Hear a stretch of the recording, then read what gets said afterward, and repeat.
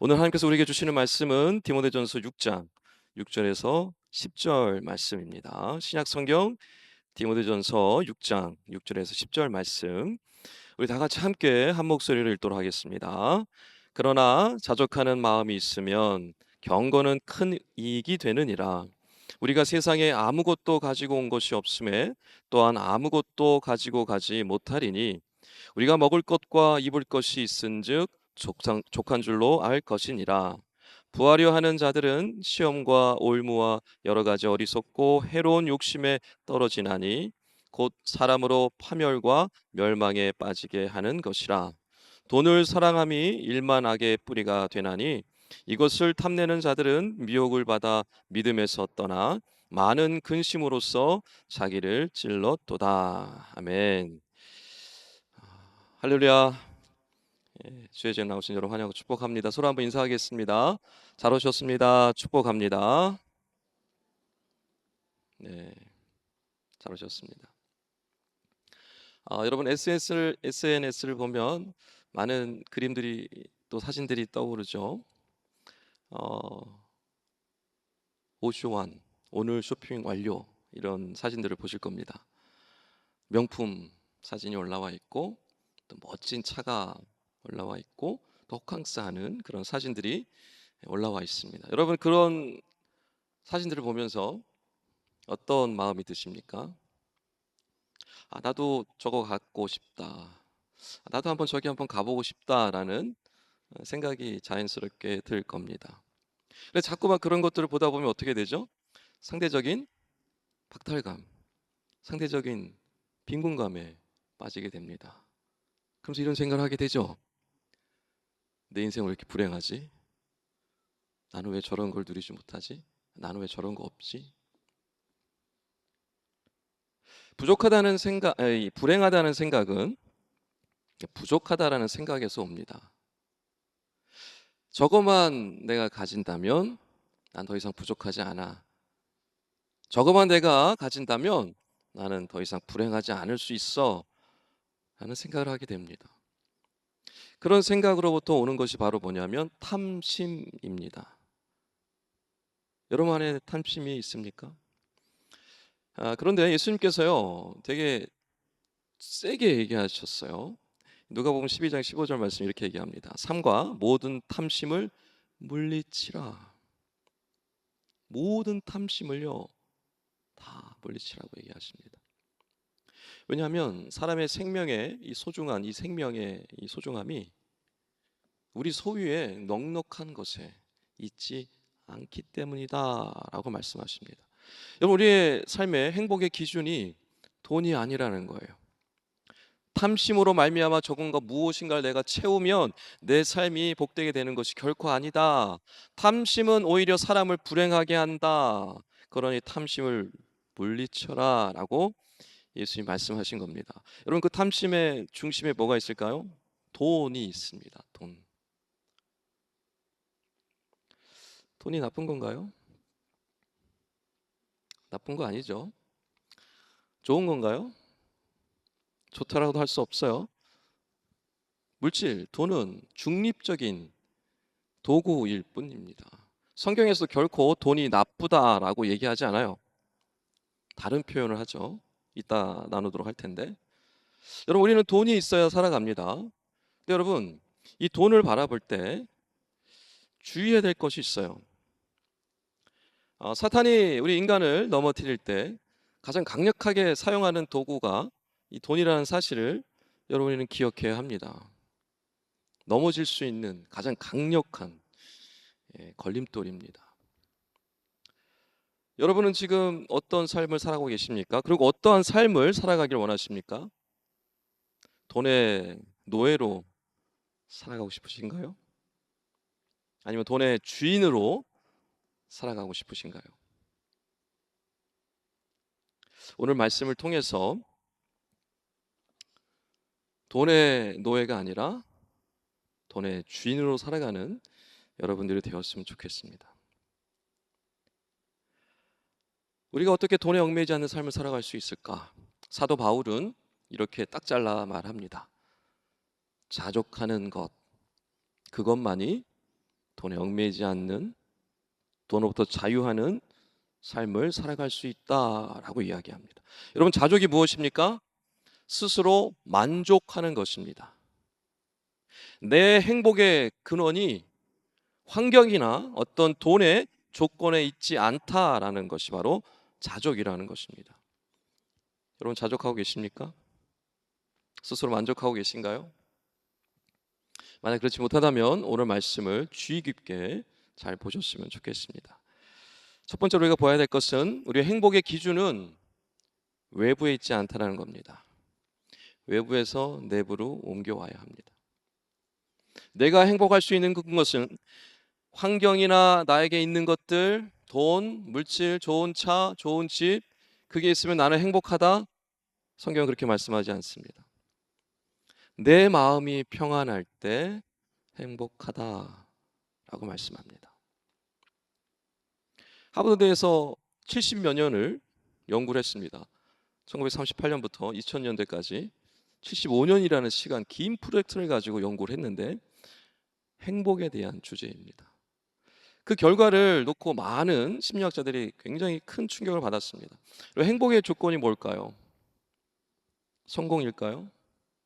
돈일까요? 그 수많은 사람들을, 수백 명의 사람들을 평생을 추적하며 조사한 결과 한 가지 답이 나왔습니다. 그것은 관계입니다. 사람은 관계 속에서 영적인 또 내적인 평안을 누릴 때 가장 행복하다라는 것을 발견하게 됩니다. 여러분, 행복하십니까? 행복의 기준은 무엇인가요? 여러분이 지금 불행하다고 생각하는 근거는 무엇인가요? 여러분이 지금 행복하다면 행복하다고 생각하는 근거는 뭔가요? 생각해 보시기 바랍니다. 사도 바울은 교회 안에 두 종류의 사람이 있다라고 말씀합니다. 한쪽 부류의 사람들은 자족하는 사람들입니다. 자족하는 마음을 가지고 있는 사람들입니다. 또 한켠에 있는 사람들은요, 부하려는 마음을 가진 사람들입니다. 교회 안에 두 종류의 사람이 있다라고 이야기합니다. 먼저 자족하는 사람들의 모습을 살펴보겠습니다. 7절 말씀이 이렇게 얘기합니다. 세상에 아무것도 가지고 온 것이 없으니 갈 때도 아무것도 가지고 가지 않는다라는 사실을 아는 사람들, 그들을 자족하는 사람이다라고 말씀하고 있습니다. 우리말에 또 있죠. 공수래 공수거. 빈손으로 와서 빈손으로 가는 게 우리의 인생이다라는 것이죠. 그 사실을 아는 사람이 자족하는 사람이라는 뜻입니다. 또 8절에 이렇게 말씀합니다. 먹을 것과 입을 것이 있은즉 족한 줄로 아는 사람, 그것이 자족하는 사람이다라고 말씀하고 있습니다. 여러분, 누가 먹을 것과 입을 것을 주십니까? 공중에 나는 새 누가 먹이시죠? 들의 백합화 누가 입히시죠? 하나님이 먹이시고 입히시죠. 그럼 하나님의 자녀들, 하나님의 백성은 누가 먹이시고 입히십니까? 하나님이 먹이시고 입히시죠. 그런 하나님을 믿는 사람, 하나님의 먹이시고 입히시고 나의 필요를 공급해 주신다라는 사실을 믿는 사람은 자족하며 살아갈 수 있습니다. 왜요? 하나님이 나를 책임져 주신다는 사실을 믿기 때문이죠. 제가 여러분 나이 많을 때 27살 때 독일에 가서 32살에 돌아왔습니다. 만 5년 동안 독일에서 유학 생활을 하면서 하나님께서 돈이 없어서 저를 굶기신 적이 없어요. 제가 돈이 없어서 입을 것을 입지 못하고 벌거벗고 다닌 적이 한 번도 없어요. 부모님이 많은 유학비를 대고 주신 것도 아니고 제가 뭐 돈을 싸들고 간 것도 아니에요. 근데 거기서 5년 동안 살았어요. 어떻게 살았을까요? 하나님 뭐 돈으로 막 이렇게 주셨을까요? 네, 그렇지 않습니다. 아르바이트를 하게 하셨어요. 건강을 주셨어요. 일을 하게 하셨어요. 그래서 놀랍게 생활하는데 부족함이 없도록 채워주셨어요. 주말에 또 방학에 일자리를 주셨어요. 이삿짐도 많이 날랐어요. 가이드도 많이 했어요. 논문 번역도 굉장히 많이 했어요. 그러면서 일자리를 통해서 먹고 살 수 있도록 하나님이 채우시고 입히시고 공급하셨어요. 그리고 한국에 돌아와서 지금까지 목회하는 20년 기간 동안 정말 뭐 통장에 뭐 돈이 많이 있는 것도 아니지만 하나님이 필요에 따라 그때그때 먹이시고 입히시고 지금까지 공급해 주셨어요. 여러분, 우리 믿음의 조상들, 성경에 나오는 조상들을 한번 가만히 한번 돌아보시면 좋겠어요. 아브라함은요, 난민이었습니다. 자기 고향을 떠났어요. 이 동네 저 동네 돌아다니는 사람이었어요. 나그네 같은 인생을 살며 살았죠. 야곱과 요셉은 어떻습니까? 남의 집에서 머슴살이 했어요. 오랫동안 종으로 살았단 말이에요. 오랫동안. 그런데 하나님께서 그들을요 내버려 두지 않으셨어요. 먹을 것, 입을 것 다 공급해 주셨어요. 필요를 다 채워 주셨단 말이에요. 그리고 하나님께서 놀랍게 그들을 사용해 주셨어요. 넉넉한 삶을 살지 못했어요. 대부분의 우리 믿음의 선배들이요. 그런데도요 복된 삶을 살았어요. 세상에 볼 때는요 되게 보잘것없어 보여요. 그게 뭐 얼마나 대단한데? 별 볼 일 없어 보여요. 그런데요 그들은 엄청난 복을 누리며 살았어요. 어떤 복입니까? 하나님의 인도하시는 복을 받아 누렸어요. 하나님이 채우시고 공급하시는 복을 받아 누렸어요. 이거보다 더 큰 복이 어디 있습니까?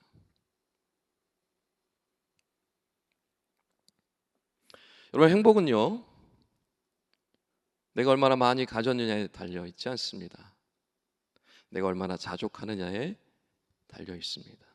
여러분, 자족하는 마음이 있으십니까? 시편 23편에 시인이 고백합니다. 여호와는 나의 목자시니 내게 부족함이 없으리로다. 여러분, 시인이요 많이 가져서 부족함이 없다라고 고백할까요? 그렇지 않아요. 그런 얘기가 아니에요.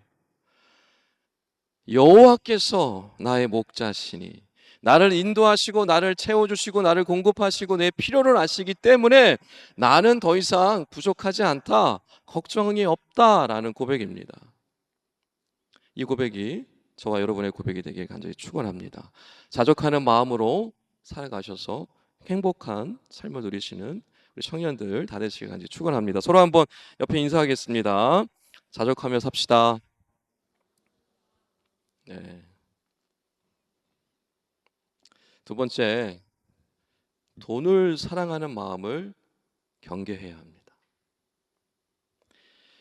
여러분, 열심히 돈 모아서 잘 살아보겠다라는 거 죄인가요? 아니에요. 왜 죄예요? 열심히 돈 모아서 잘 살아야죠. 그게 왜 죄예요? 근데 조심해야 될 것이 있습니다. 자족하는 마음의 반대가 되는 부하려는 마음을 경계하시고 조심하셔야 합니다. 바울이요 지금 부하려는 자들에 대해서 말씀하고 있는데요 9절에서 이렇게 말씀합니다. 부하려는 자들은 시험과 올무와 욕심에 떨어져서 파멸과 멸망에 빠진다라고 얘기합니다. 즉 뭐냐면 부하려는 마음, 돈을 사랑하는 마음이 있는 사람은 결국 어떻게 된다는 거예요? 인생 망한다는 뜻이에요. 주변을 잘 돌아보세요. 돈을 사랑하며 부하려는 사람들이 어떻게 인생을 마무리하는지를 잘 돌아보십시오. 또 10절에 우리가 잘 아는 말씀이죠. 돈을 사랑함이 일만하게 뿌리가 되나니 이것을 탐내는 자들은 미혹을 받아 믿음에서 떠나 많은 근심으로서 자기를 찔렀도다. 아멘. 많은 사람들이 오해합니다. 돈은 나쁜 거야. 아니에요. 돈이 왜 나쁜 거예요? 돈이 있어야 먹고 살죠. 돈이 있어야 우리가 누리며 살죠. 돈이 있어야 우리가 여행도 가죠. 돈이 있어야 뭔가를 살 수도 있잖아요. 돈이 왜 나빠요? 성경은 돈이 나쁘다고 얘기하지 않고 돈을 사랑하는 것이 나쁘다, 죄악이다, 일만하게 뿌리다라고 말씀하고 있습니다. 여러분, 우리가요 조심해야 합니다. 부하려는 마음, 돈을 사랑하는 마음은 우리를요 어떻게 해요? 망하게 합니다. 그리고 궁극적으로 돈을 사랑하는 마음은요 죄를 만들어냅니다. 일만하게 뿌리가 된다라고 말씀하고 있죠. 이 세상의 죄악과 추악한 그 모든 것들의 모습들, 악한 것들의 대부분의 죄된 모습들이요 이 돈 때문에 생겨나는 것들입니다. 잘 한번 돌아보세요. 그래서 바울은 이 돈을 사랑하면 믿음에서 떠난다라고 표현하고 있습니다. 굉장히 중요한 메시지입니다. 돈을 사랑하면 믿음에서 떠나게 돼요. 신앙을 떠난다는 얘기를 하고 있는 겁니다. 여러분, 이게 어떻게 가능할까요?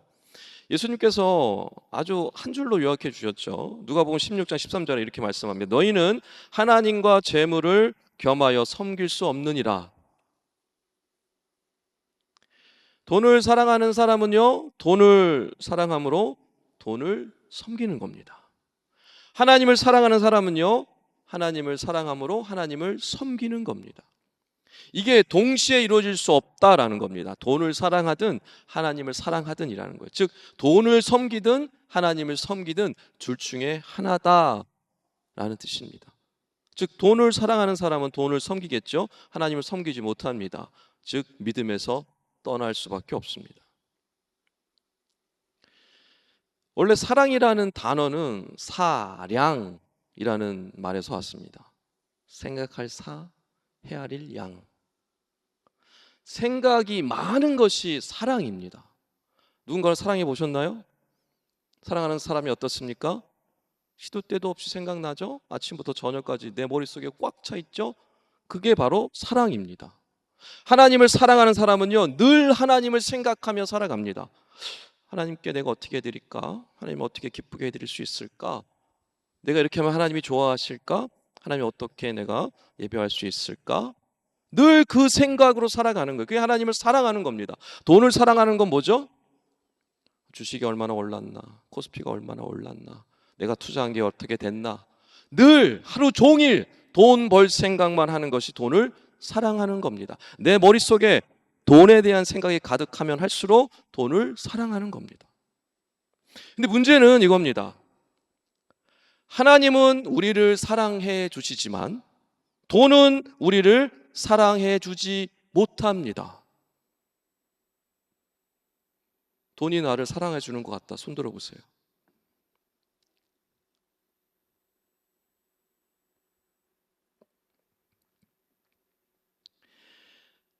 여러분이 하나님을 사랑하며 살아가고 있다면 여러분은 하나님의 사랑을 이미 받고 있기 때문에 여러분의 모습 속에서 사랑받는 자의 모습이 나타납니다. 사랑받는 사람들의 모습이 어떻죠? 얼굴에서 빛이 나고 모습이 늘 다릅니다. 돈을 사랑하는 사람은 돈이 나를 사랑해 주지 않기 때문에 어떻습니까? 얼굴이 점점 썩어 들어갑니다. 돈의 사랑을 받지 못하기 때문에. 그래서 오늘 10절 말씀에 자기를 찔렀다라고 표현하는 아주 재밌는 표현인데요. 고기를 갈고리로 꿰다라는 뜻입니다.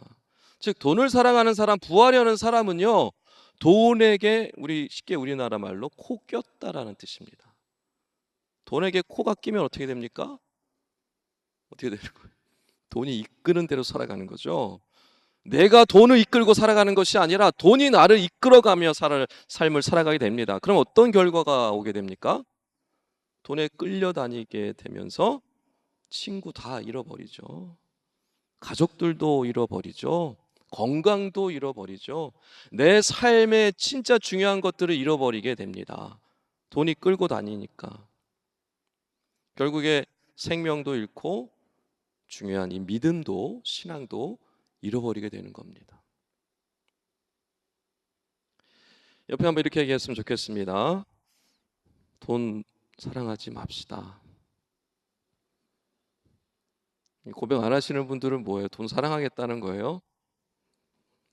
돈 사랑하지 맙시다. 일만 하게 뿌리라고 분명히 말씀하고 있습니다.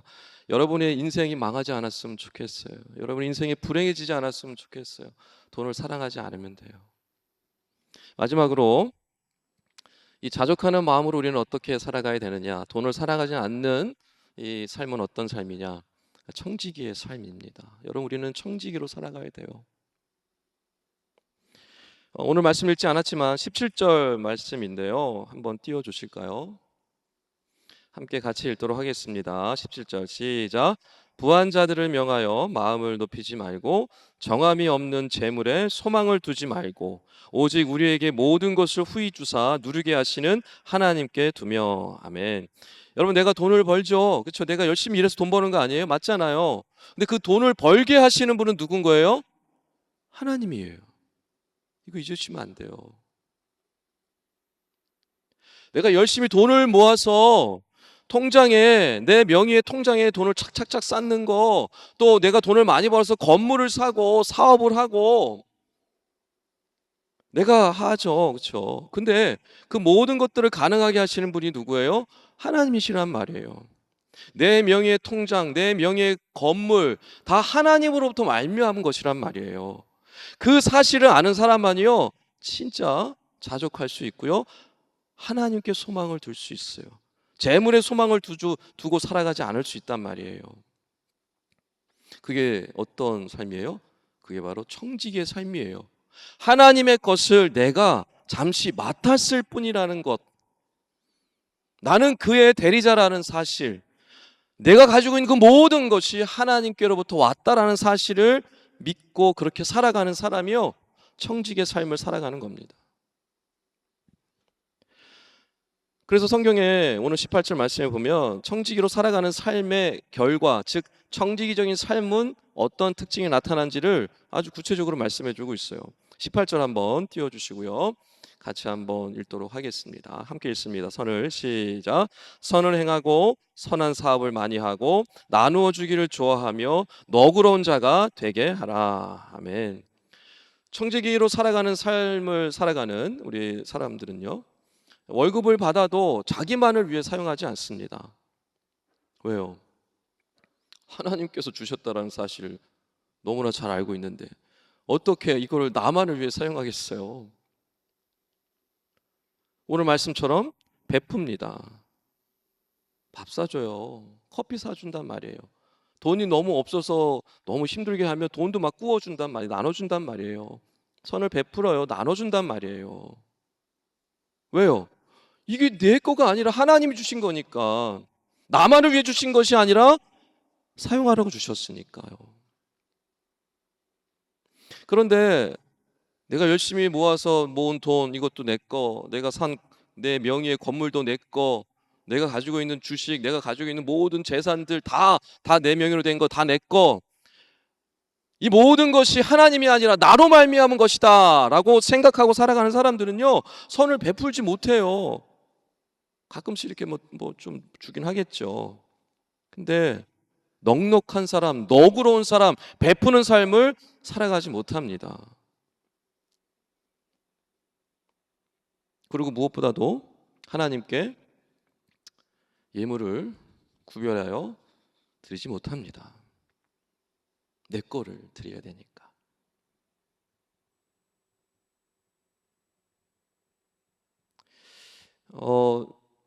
여러분, 11조가 무엇입니까? 내가 가지고 있는 것의 10의 1을 구별해 드리는 건가요? 아니죠. 분명히 내 것이 아니라고 했습니다. 하나님이 주신 거라고 그랬죠. 우리는 빈손으로 오잖아요. 여러분 다 빈손으로 태어났잖아요. 근데 지금 빈손이 아니죠. 어디로부터 온 거예요? 다 하나님이 채워주신 거란 말이에요. 11조는 무엇입니까?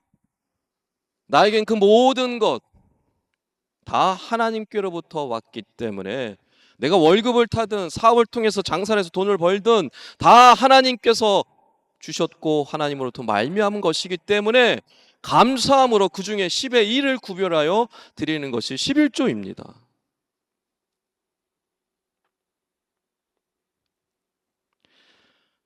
그래서 하나님께서 10의 1조를 하나님께 드리는 자들을 축복하시고 그 이상의 것으로 채워주시고 부어주신다라는 말씀을 해주고 있는 이유입니다. 여러분, 청년의 때 11조를 하지 않으시면 나중에 11조 할 수 없습니다. 왜요? 단위가 점점 더 커지기 때문에 그래요. 그래서 여러분, 정말 청년의 때 정말 훈련 중에 훈련, 가장 중요한 훈련은 11조를 드리는 훈련입니다. 여러분이 만약에 수입이 있는데 11조를 드리고 있지 않다면 늘 다람쥐 쳇바퀴 같은 삶을 살아갈 거예요. 늘 물질 걱정하며 살아갈 거예요. 왜요? 내가 가진 것 중에서 구별하여서 살아야 되니까. 내가 가진 것으로 내가 어떻게든 살아내야 되니까 얼마나 힘든 삶을 살아가겠어요. 그런데요, 하나님께 받은 것이고 하나님 주신 것이라는 믿음과 확신이 있는 사람은요, 10의 1조 드리는 거 전혀 문제가 되지 않아요. 당연한 게 되는 거예요. 여러분 이 11조 훈련이 되어질 때 비로소 여러분이 사장이 되건 CEO가 되건 뭐 기업의 대표가 되든 상관없이 드릴 수 있게 돼요. 그 이후에 놀라운 일들이 일어나죠. 여러분 청년의 때 11조 훈련하셔야 합니다. 하나님 앞에. 제가 예전에 한 출판사 사장님과 대화할 수 있는 기회가 있어서 이제 이런저런 얘기를 나누는 중에 이런 말씀을 하시더라고요. 기독교 신앙 서적을 번역해서 출판하는 출판사였는데 그 출판 사장님이 청년의 때 하나님께 서원했대요. 책을 너무 좋아해서 나중에 출판사를 좀 열 수 있도록 하나님께 좀 기도하는 그런 청년의 때 시간을 보냈대요. 그래서 하나님께 서원했답니다. 하나님 출판사를 내게 해주시면요 제가 10의 2조를 하나님께 드릴게요라고 서원을 했대요. 근데 정말 출판사를 열 수 있는 기회가 왔어요. 그래서 하나님 앞에 출판사를 시작을 했는데 그런 마음에 이런 인간적인 생각이 들더래요. 뭐 성경에 11조만 드려도 된다고 했는데 꼭 10의 2조를 내가 드려야 될 필요가 있을까? 이런 생각이 들더래요. 한참을 고민하고 갈등하다가 하나님 앞에 너무 자신의 부족한 연약한 모습을 보고 결단하고 그래 하나님께 드리기로 했으니 10의 2조를 드리자라고 결단을 했대요. 그런데 놀랍게도 그 출판사가요 너무너무 잘 되는 거예요. 하나님이요 부어주시고 채워주시고 넘치도록 쌓아 주시도록 하시는 거예요. 그래서 나중에 10의 2조가 아니라 10의 3조 아니 그 다음에는요 얼마를 하나님께 드리는지조차 모를 정도로 많은 액수를 하나님께 드렸다라고 고백을 합니다. 그래서 그분이요 북한 선교에 엄청난 사역을 하셨어요. 우리나라 독보적이에요.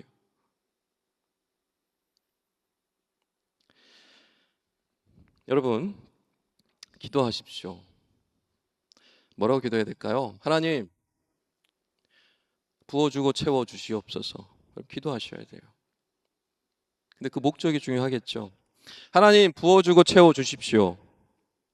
주신 걸로 제가 나누며 선을 행하며 베풀며 넉넉하게 너그럽게 살겠습니다. 그러니 부어주시고 채워주시옵소서. 여러분 하나님께서 우리의 기도를 들으실까요? 안 들어주실까요? 들어주십니다. 왜요? 너무 기특하니까 너무 이쁘니까. 그게 나을까요? 하나님의 살아계심이 하나님의 능력이 드러나니까 하나님의 역사하심이 보여지니까.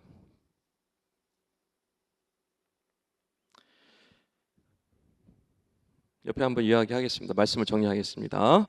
청지기로 삽시다. 좀 더 크게 청지기로 삽시다. 네, 청지기로 살아가시기 바랍니다. 말씀을 정리하겠습니다.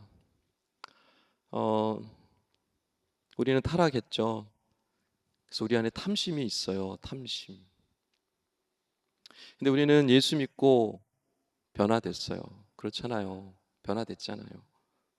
그래서 우리의 소망은 재물이 아니잖아요. 더 이상. 빈손으로 왔다 빈손으로 가는 인생이잖아요. 하나님 먹이시고 입히시는데 뭐 얼마나 더 많이 가지면 좋겠어요. 여러분 우리가 이 땅 가운데 어떻게 살아가야 할까요? 자족하며 살아가야 합니다. 기억하십시오. 이미 받은 것으로 만족하고 감사할 줄 알아야 합니다. 두 번째, 돈을 사랑하지 말아야 합니다. 하나님을 사랑해야 합니다. 돈을 사랑하면 돈의 노예로 살아가기 때문에 그렇습니다. 세 번째, 청지기로 살아가야 합니다. 나에겐 그 모든 것 하나님이 주신 거예요. 그렇잖아요. 하나님이 주신 것이니 하나님을 위해 사용하고 옆에 있는 영혼들을 위해 사용하는 것이죠. 물론 나를 위해서 사용하는 것도 있죠.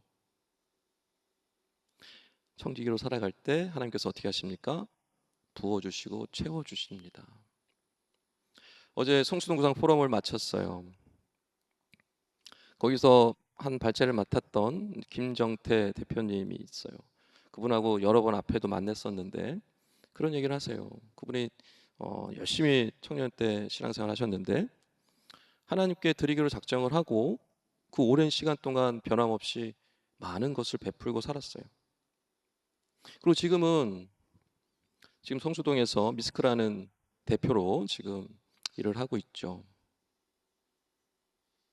그분의 기업의 정신이 신현 정신입니다. 베풀고 돌려주고 나눠주는 삶을 살아가는 거예요.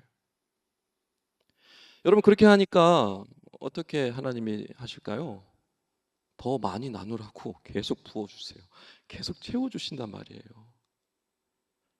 김정태 대표만이 아니에요. 그 외에도 수많은 리더 우리 CEO들을 제가 보면서 하나님께서 저들을 왜 저렇게 채워주시고 공급하시는지를 알 수 있었어요.